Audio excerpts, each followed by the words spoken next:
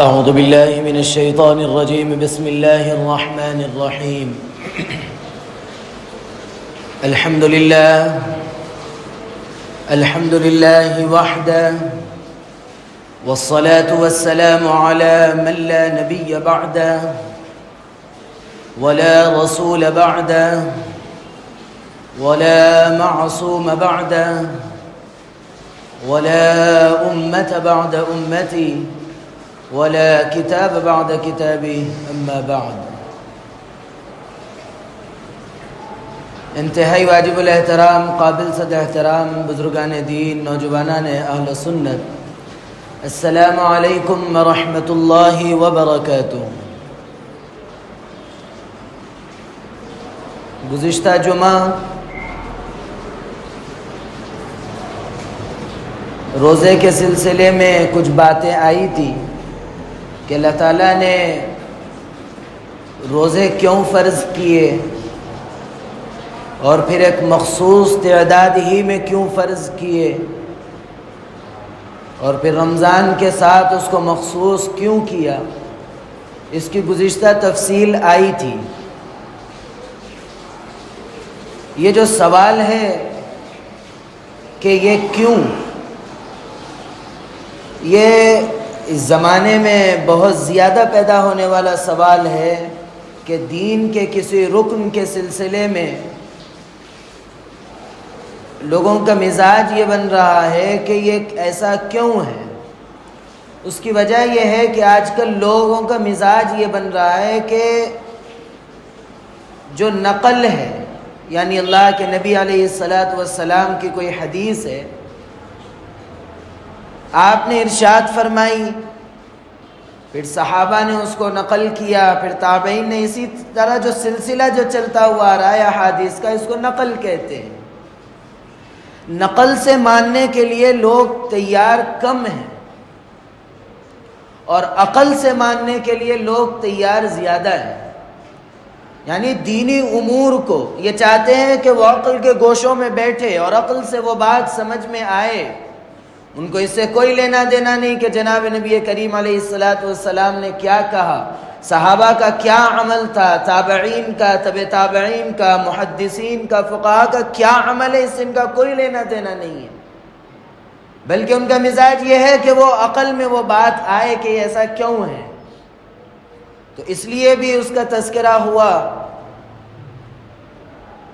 کہ کوئی چیز ایسی نہیں ہے کہ جو اللہ تعالیٰ نے انسانوں پر لازم کی یا انسانوں کو ان چیزوں کی ذمہ داری دی ہو، کوئی چیز ایسی نہیں ہے جو انسانی فطرت اور انسانی تقاضوں سے دور ہو۔ اور پھر انسانی نقطہ نظر سے بھی آدمی یہ چاہتا ہے کہ عقل میں اگر کوئی بات آتی ہے تو اس کے دل کو تسلی ملتی ہے۔ حالانکہ ایک چیز یاد رکھیے، عقل سے دین ثابت نہیں ہوتا، دین جو ثابت ہوتا ہے وہ نقل سے ثابت ہوتا ہے۔ یعنی اللہ کے نبی علیہ السلام نے اگر کوئی چیز ارشاد فرما دی، بس ہمارے لیے ذہن میں آئے یا نہ آئے عمل کرنا ہے، بس آپ نے فرما دیا، ہمارے لیے یہ فرمانا کافی رہنا چاہیے۔ یہی اسلام کی خوبصورتی ہے۔ لیکن کچھ اقوام باطلہ کی جانب سے دین کے امور کو جو سلف صالحین سے چلتے ہوئے آتے ہیں، جو حضرات صحابہ کا عمل ہے یا تابعین کا، اللہ کے نبی علیہ السلام کے جو اعمال ہے، اس کے خلاف کچھ ذہن سازی کے ذریعے، مثالوں کے ذریعے دین سمجھانا چاہتے ہیں۔ دین مثال سے ثابت نہیں ہوتا، سمجھ میں آتا ہوگا لیکن ثابت نہیں ہوتا، بلکہ دین جو ثابت ہوتا ہے وہ دلیل سے ثابت ہوتا ہے۔ اسی لیے ہمیشہ ہم یہ ذہن میں رکھیں کہ اللہ کے نبی علیہ السلام نے جو فرما دیا، ہمارے لیے آپ کا فرمان کافی ہے۔ اچھا، اس میں ایک بات اور سمجھنے کی یہ ہے کہ جناب نبی کریم علیہ السلام نے جو باتیں ارشاد فرمائی، ہم سے زیادہ جو دین کی سمجھ بوجھ رکھنے والے لوگ تھے وہ حضرات صحابہ کرام کی جماعت تھی، جو دین کو ہم سے زیادہ سمجھ سکتی تھی۔ وہ اللہ کے نبی علیہ السلام کی نقل و حرکت کو وہ اپنی آنکھوں سے دیکھے ہوئے تھے، اسی لیے اگر کوئی بات ایسی ہے جو اللہ کے نبی علیہ السلام کا فرمان ہے، ہم کو سمجھنے میں تھوڑا مشکل محسوس ہوتا ہے، تو پھر ہم فوراً حضرات صحابہ کا عمل دیکھ لیتے ہیں تو ہم کو وہ بات سمجھ میں آ جاتی ہے۔ اسی لیے دین کے کامل ہونے کے لیے یعنی سمجھنے کے لیے صحابہ کرام کی زندگیوں کو پڑھنا، دیکھنا، ان کے عمل کی طرف نظر ڈالنا بے انتہا ضروری ہے۔ اسی لیے کچھ باتیں وہ تھی جس کا تذکرہ آیا تھا، حدیث جبرائیل کا سلسلہ ہے تو اسی سلسلے میں یہ باتیں آئی تھی۔ اب آج ایک حدیث اللہ کے نبی علیہ السلام کی کہ للصائم فرحتان، کہ روزہ دار کے لیے اللہ تعالیٰ نے دو خوشیاں رکھی ہیں۔ پہلی خوشی اس کی افطار کے وقت ہوتی ہے کہ جب وہ روزہ کھولتا ہے، کھجور منہ میں ڈالتا ہے تو دو اعتبار سے اس کو خوشی محسوس ہوتی ہے۔ پہلی چیز یہ کہ اس کو یہ خوشی ہوتی ہے کہ اللہ نے بعافیت آج کی عبادت، آج کے روزے کو بعافیت مکمل کرا دیا ہے، یہ اس کی خوشی محسوس ہوتی ہے۔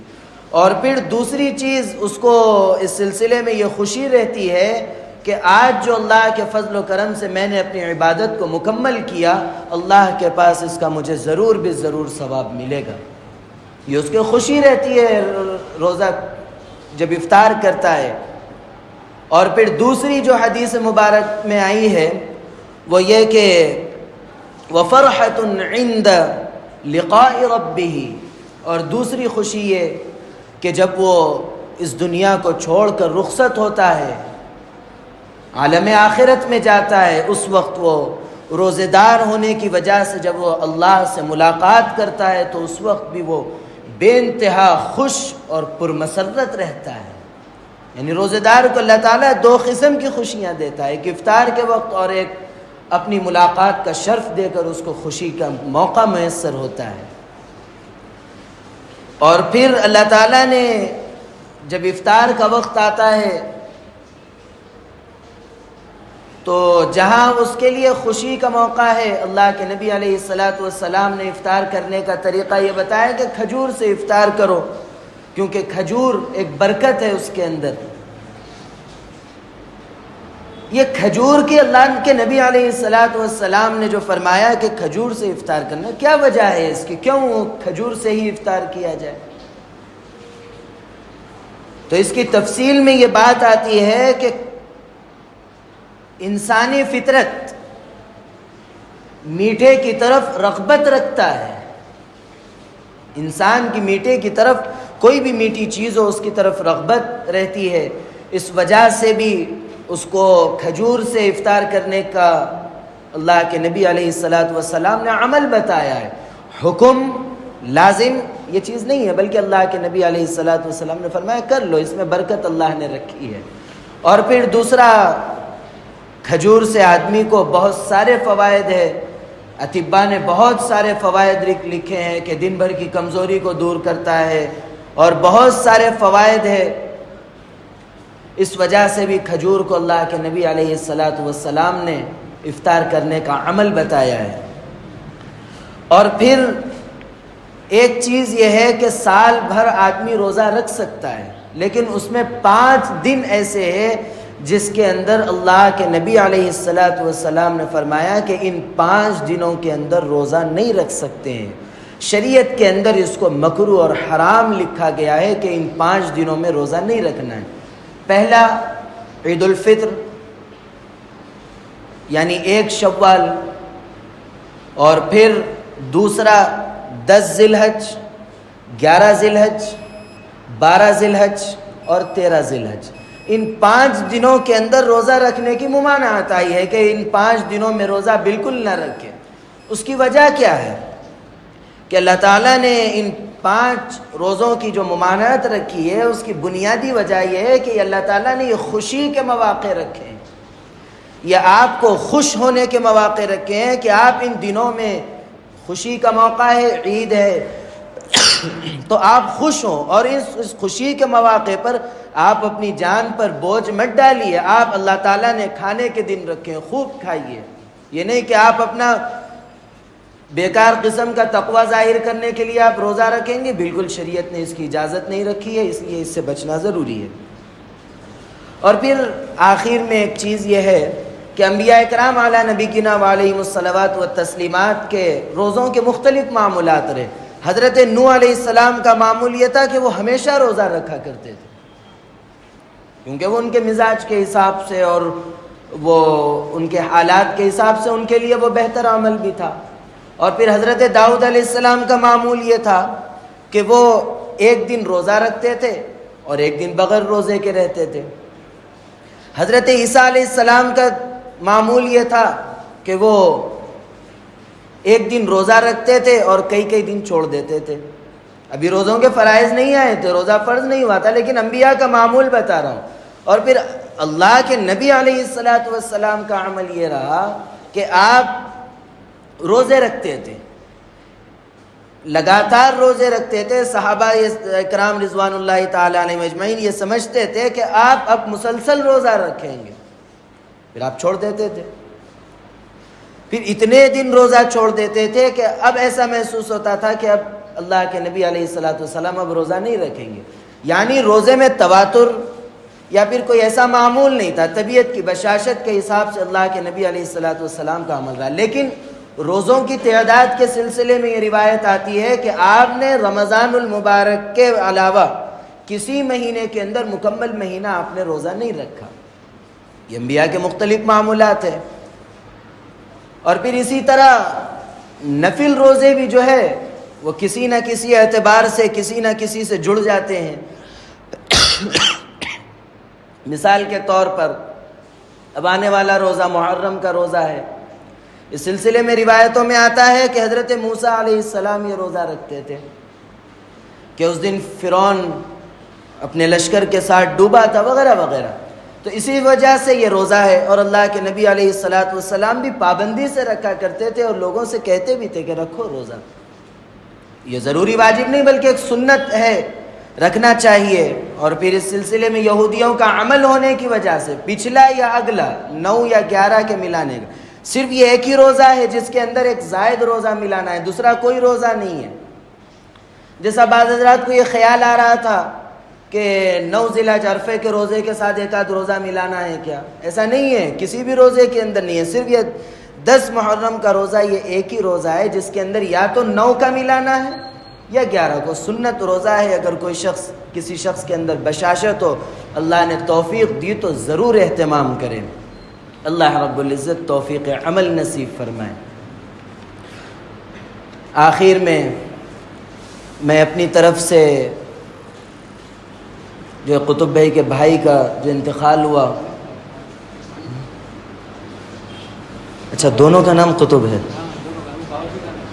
ہاں، ان کے فرزند کا نام بھی قطب، ان کے بھائی کا نام بھی قطب. میں اپنی طرف سے ان کی خدمت میں اور اسی طرح حسن بھائی کے بھائی بابر بھائی کا بھی انتقال ہو گیا. حسن بھائی کی خدمت میں بھی، دونوں کی خدمت میں اپنی طرف سے تعزیت مسنونہ پیش کرتا ہوں. اور میں اللہ کی بارگاہ میں دست دعا دراز کرتا ہوں کہ اللہ رب العزت ان دونوں کی مغفرت فرمائے، بلندی درجات کی دولت سے بہراور فرمائے اور جنت الفردوس میں اعلیٰ مقام نصیب فرمائے. اور اسی طرح جتنے لوگ اس دنیا سے رخصت ہوئے جن کی یادیں ان کی اولاد کو یا ان کی نسلوں کو ستاتی ہے، بطور خاص میرا معاملہ، میری والدہ کی یادیں مسلسل موقع بموقع رہتی ہے. اللہ تعالیٰ ان کے بھی بلندی درجات کی دولت سے بہراور فرمائے. اور اسی طرح جتنے مرحومین ہیں سب کی مغفرت فرمائے، جنت میں اعلیٰ درجات سے اللہ رب العزت ان کو بہراور فرمائے. اور اسی طرح جو لوگ بیمار ہیں ان کے لیے بھی دعا. ابھی کل جو گزشتہ جو نام آیا تھا وہ ابھی بیمار ہے، کل بتا رہے تھے، ان کے لیے بھی دعائے صحت فرمائیے. اللہ رب العزت مسلمانوں کے اور خاص طور سے ہمارے جو معاملات ہے اللہ تعالیٰ اس کو حل فرمائے. جو پیش آمدہ مسائل ہے اللہ تعالیٰ اس کو خیر و عافیت سے دور فرمائے. خاص طور سے یہ جو اب موجودہ ملکی سطح پر جو معاملہ چل رہا ہے، اللہ تعالیٰ اس کے ساتھ خیر و عافیت فرمائیں، مسلمانوں کا حامی و ناصر ہو اللہ رب العزت، ہر اعتبار سے مسلمانوں کا مددگار بنے۔ میں